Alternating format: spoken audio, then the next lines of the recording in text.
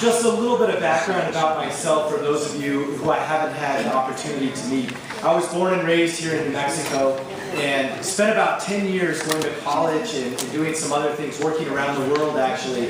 And I decided when I was away from New Mexico, each day I longed more and more to move back home. And I eventually came to the realization that my calling was to move back home and get involved in public service. And so I did that, and it was almost 10 years ago now. I was fortunate enough to get involved in the party, and I was a precinct chair and an award chair, and I think a parliamentarian even at one time, who those of you who remember a couple of county meetings. So I want to just thank each of you for your involvement in the party. My experience in the party is why I stand before you today, and it's why I continue to stay fired up about what the Democrats can do and need to do for everyone here in New Mexico. Now, in the Senate, those of you who know how the legislature works, who follow the legislature, I'm known for a couple of things.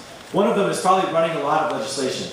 I have run hundreds of bills in the legislature, and hopefully some of them have been helpful. I've been fortunate enough to pass about 30 pieces of legislation, including some big measures on,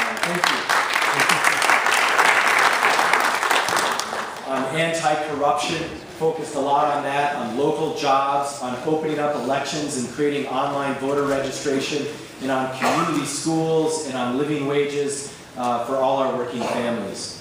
So I believe actually my experience in the legislature is, I've learned so much up there, and it's been an honor to serve.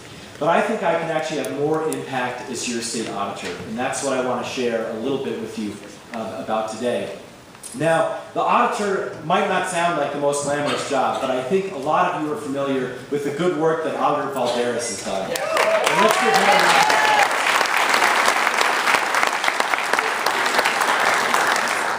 applause. Auditor Balderas, I think, has shown us a way in which the auditor can stand up for what Democrats believe and what is good for New Mexico. And I want to continue his efforts as your next state auditor.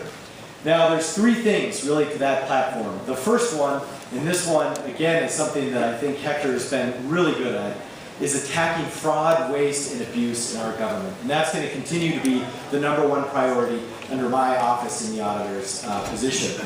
But I want to do a little bit more. I want to bring my own flavor to the office. And what that means is also trying to find solutions to the problems that the auditor's office finds. And to do that, I'm going to form a policy evaluation office that's going to proactively go out and look at all the policies that are going on at city, state, county levels and say, what is the best use of your taxpayer money?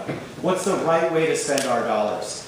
And that is going to lead into even a legislative agenda and policy opinions on how New Mexico can become much more than 49th in all those rankings that we're tired of hearing about. The third thing I want to do is be a personal advocate for you. There's not a lot of offices in New Mexico state government where an individual can actually receive help to advocate with state government. So somebody to fight for you, to cut through red tape, and to make sure you get a fair shake when you're dealing with government. Whether it's food stamps, different kinds of benefits, the auditor's office can play a role because the auditor's office is responsible for compliance of all public dollars in the state of New Mexico. So what does that mean? At the end of the day, I think, and the reason why I'm running for state auditor is because I want to help all our government entities make better decisions that help New Mexicans more. And for each of you here today, I think that's important for different aspects of your life. When we talk about the over-testing in our schools, I will be there when these bills come forward and the over-evaluation that we're seeing driven by a Florida agenda by our governor. I'll be there to fight back and make sure teachers can teach. I'll be there to fight pay to play and stand up for transparency and accountability.